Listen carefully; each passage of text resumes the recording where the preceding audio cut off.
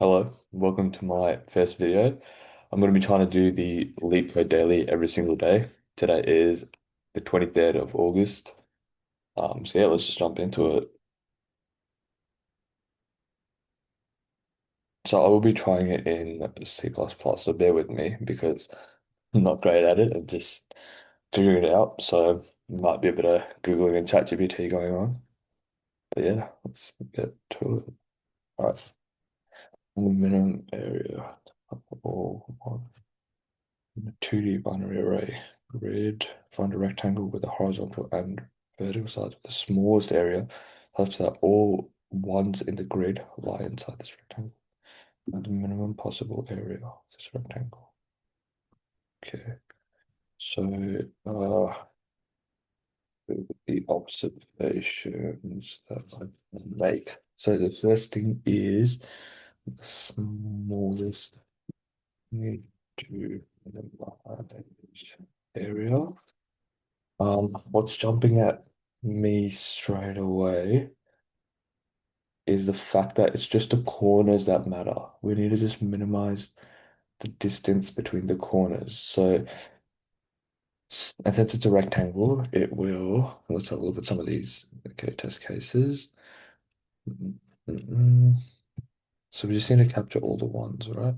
So, um, uh, sides of rectangle need to reach the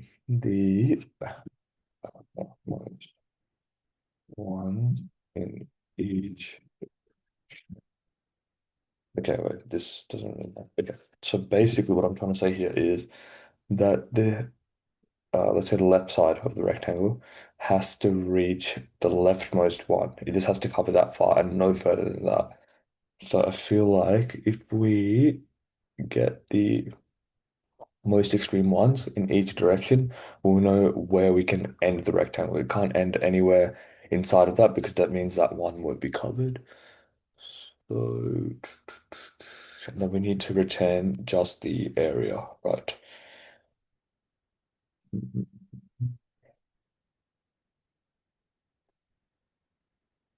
So what we want to do is okay, we have these tests. So let's kind of just go over what I'm saying.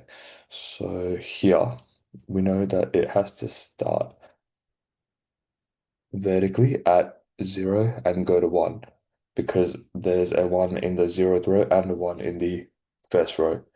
And for the width, we know it has to go from 0 to 2 because there's one in the first column and a one in the second column. In the zeroth and the second, sorry. And then here, instead, we can look at this as there's just the one in the zeroth and rows and columns. So we know we just need to cover that far. We don't need to get any further, and we can't go any less, obviously. So we have our test cases. Okay, let me think of obviously let's just start with the brute force. The brute force would be um create each possible rectangle, check if it covers all ones, uh or all that do.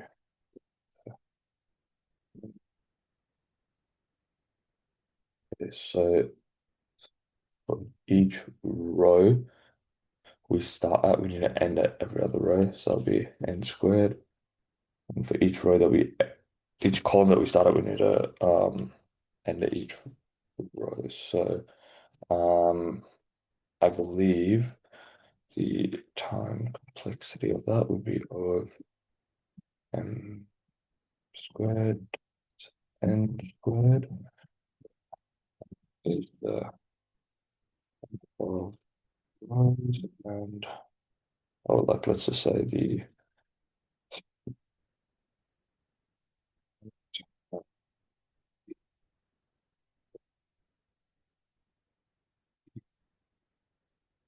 big rectangle, and then in terms of space complexity, that would just be um, O of one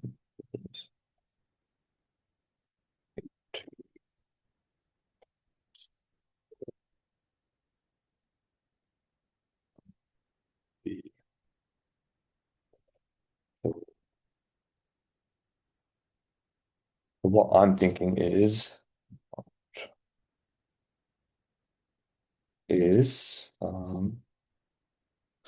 okay, first let's just go over edge cases. So you have something like this. Could there be no uh has at least one? Okay, so we don't need to worry about the edge case, but there's no um no ones in the grid at all.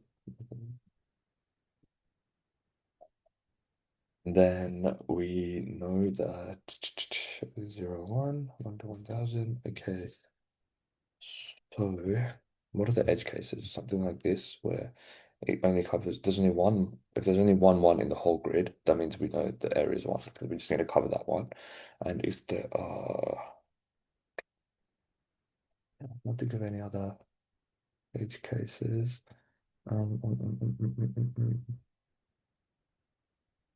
Okay, so basically what I'm thinking is we just need to um find the extreme ones in each direction. So basically the one, first one from the top, the first one from the bottom, first one from the left, first one from the right. Then um, area will be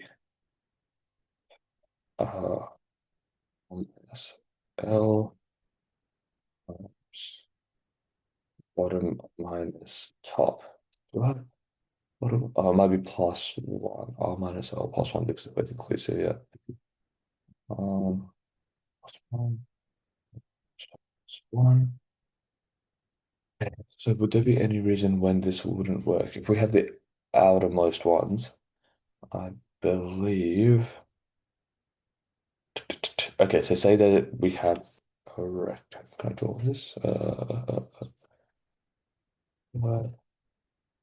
Sorry. Annotate. Okay, cool. Say we have. Uh, okay, cool. Yeah. Sure. Hold on. Erase that. Little drawings.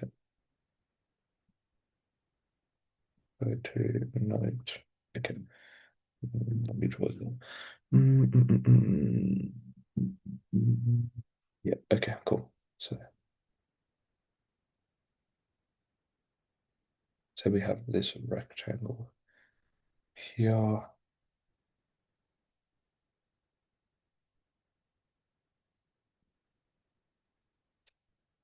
And for my horrible drawing, but you get the idea.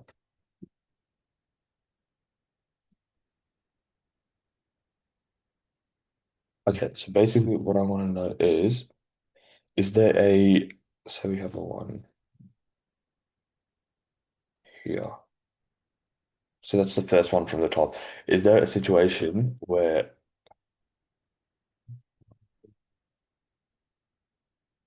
yeah, and a one, yeah. So basically what I'm saying is we find that this is the first row with ones in it. This is the last row with ones in it, right? So we do 0, 0, 1, 2, 3. 3 minus 1 plus 1 is 3. So that would be 3, and this would be uh, 0, 1, 2, 3, 4 minus 1 plus 1. So that would be, this would be 4. So this, the greatest, smallest area, sorry, would be 4 times 3, 12, right? Okay, so I believe this is right. Okay, cool. Let me stop annotating and get to work. Now I need to think what is the best way to get the most extreme. Um, what I could do is just go over every single uh over every square, image and update values as so. Okay, cool. Let's get to coding it. So that would, let me just get a time complexity would be n by n because we have to iterate over every square. And space complexity, so space complexity will be O of, would it still be constant? Yes, because we know we're just going to need each of the four. So it'd still be one. All right, cool. So let's code this up. So int, so left, right, up, bottom, and then four,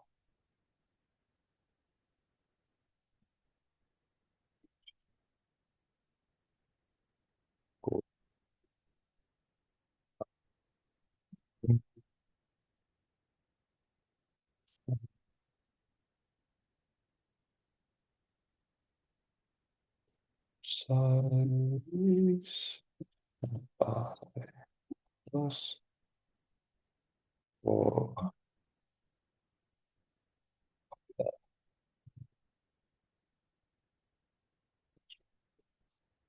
six, j, j is less than n, grid 0 dot size, and j plus plus. And then, okay, so now we're iterating over every square. Um,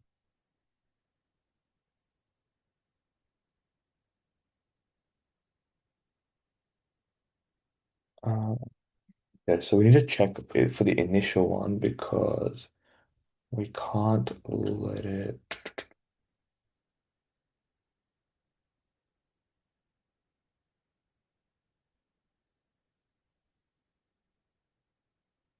Um, um, um,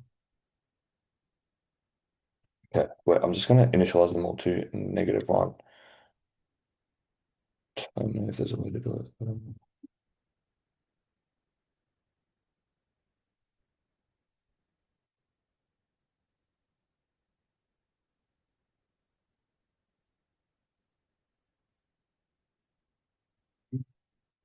So,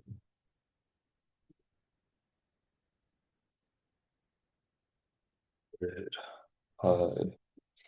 j equals 1. All inside. Yeah, okay, cool. So if the value is 1, if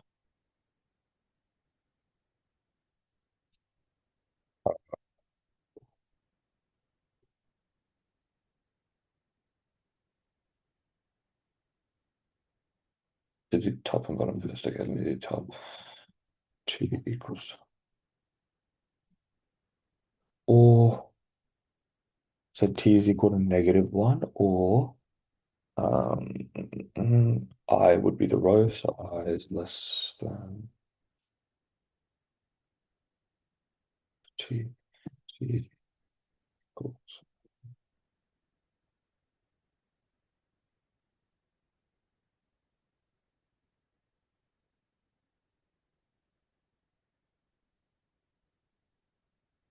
Mm. Okay, then we can do the same for b, and I is greater than b. Okay, and then we can do the same for left and right. So, um,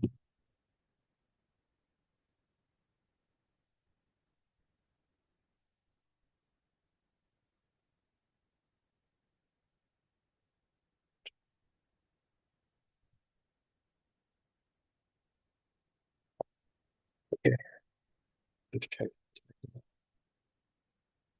So for I from 0 to the grid size, and I keeps increasing. For j equals 0, grid size, grid 0 dot size, okay, j keeps increasing. If grid at j equals 1, then if t is -1 or I is less than t, t equals I. If b is -1 or I is greater than b, that means it's lower than b. Yep, let me update it. So update if L equals -1 or I is, oh shit. So we got to check J here. Let's check Y. Yes. Yeah. J and J. All right, so now we have all our ifs, and then at the end, what we want to do is just um, um,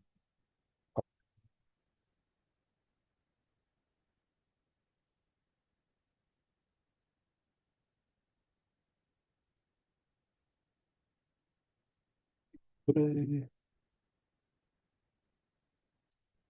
just try on this. Any syntax errors? Oh, I should have.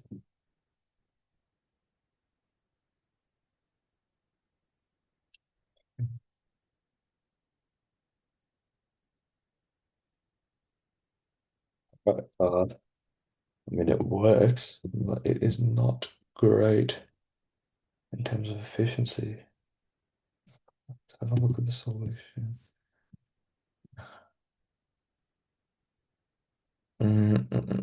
Okay, this is, I think, kind of what we were doing. So let's check in C++.